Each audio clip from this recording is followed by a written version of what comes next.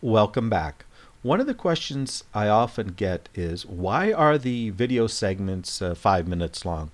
Well, they're not. In reality, most of the video segments are usually in the 2 to 5 minute range, and there's some pretty good reasons for doing that. First of all, in today's day and age, you don't have a whole lot of time to sit down and do things, so shorter video segments actually make a lot of sense. And the other part of it is you're able to download these video segments onto your various media devices like iPhones, iPod, Android.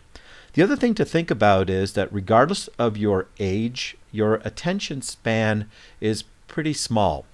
Basically, you start to drift and your thoughts start to drift usually in about 3 to 5 minutes.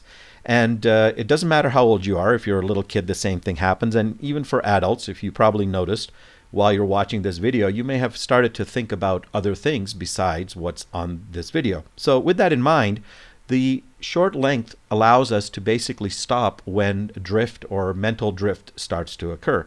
The other thing is, psychologically, you can imagine that, it's actually much easier and it feels real easy if you got short lessons because you're only going to do a short video.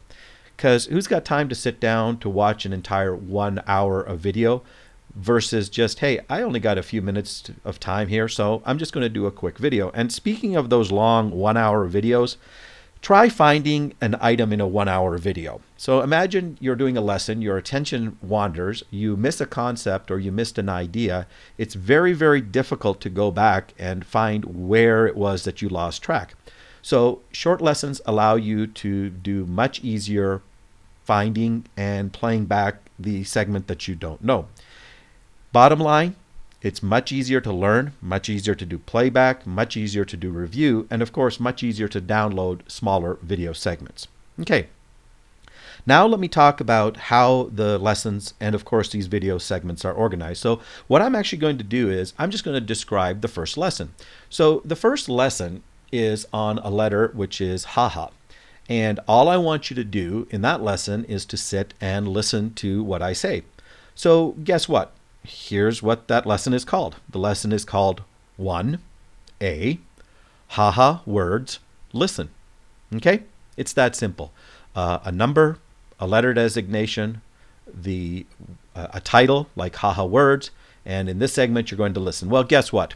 In the next segment, I'm going to show you how haha is written and what it is. So that segment is actually called 1B haha lesson. How's that? And guess what? In the last lesson in this series, what I want you to do is to speak the words that I have said. So lo and behold, if you're smart, you already know it's 1C, haha words, speak. Okay? The way these things are organized is you listen, you do the lesson, and then you speak the words. Okay. Bottom line, the basics are in the A, B, and C. Okay? Now, for those of you who may or may not know, Punjabi, like English, has vowels. In Punjabi, we call them lagamatras. And what happens is that there are a number of lagamatras. So what I've done is I've put the lessons in order. So the first lagamatra is 1D. It'll have haha, the letter, and then there'll be a title or a name for the lagamatra.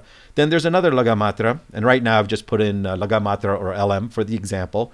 So there's 1D, 1E, 1F, and so on for the various lagamatras. And again, that allows you to go back and find the vowel that you're having difficulty with if you are having difficulty with a vowel. Okay, once we've done the vowels, then guess what? We do words, and I want you to do some written words. So there's the lesson called 1W, etc., etc.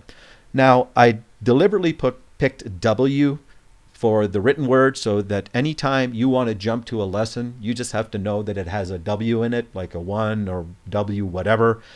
Keep in mind that the more advanced work is in the D, E, and F onward series. Okay?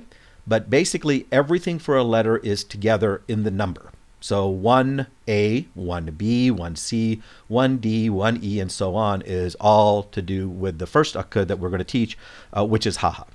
Okay? Now, the lessons basically are organized in a matrix or a grid. And since we've already got one example, I'm just going to show you. Here it is. A, B, C, 1A, 1B, 1C are the lessons we just talked about. There's the listen portion, there's the lesson portion, there's a speak portion. D, E, and F, guess what? They're the lagamatras, or the vowels. And of course, the W onward are the words, all associated with the akkar, or letter haha. Well, I bet you've already guessed that the second lesson will have a similar format, and lo and behold, it does. 2A, B, and C are listen, lesson, and speak for the akkar, or letter rara. And then from there, we do the lagamatras, and again, the words. And then, of course, the remaining letters are all organized the same way, 3, 4, 5, all the way up to about 40. So there are quite a few videos, but again, they're all very, very small, and so on and so on. Now, keep in mind that the simpler stuff is above that first reddish line. So those are all your ABCs. It's all the basics. And as you go further down, it becomes more complex. So D, E, and F, and W is more complex.